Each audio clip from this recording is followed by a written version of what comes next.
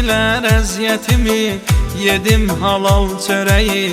N'olsun ki mən böyümüşəm, dəymə onlara dünya.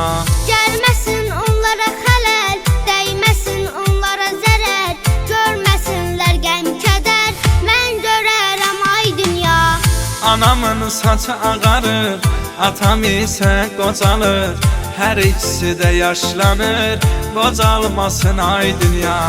Anamın saçı ağarır, atam isə qocalır, hər ikisi də yaşlanır, qocalmasın ay dünya.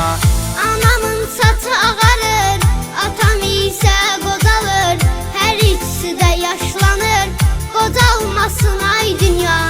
Anamın saçı ağarır, atam isə qocalır, hər ikisi də yaşlanır, qocalmasın ay dünya.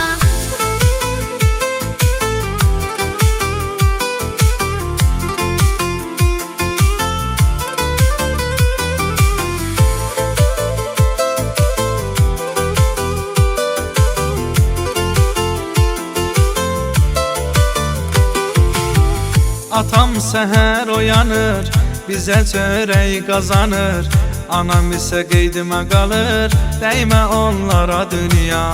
Anam mənim canımdır, atam isə baş tacımdır, hər ikisi dayağımdır, qıyma onlara dünya. Anamın saçı ağarır, atam isə qocalır, hər ikisi də yaşlanır, qocalmasın ay dünya.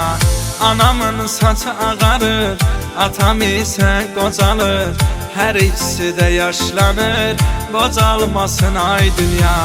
Anamın saçı ağarır, atam isə qocalır, hər ikisi də yaşlanır, qocalmasın ay dünya. Anamın saçı ağarır.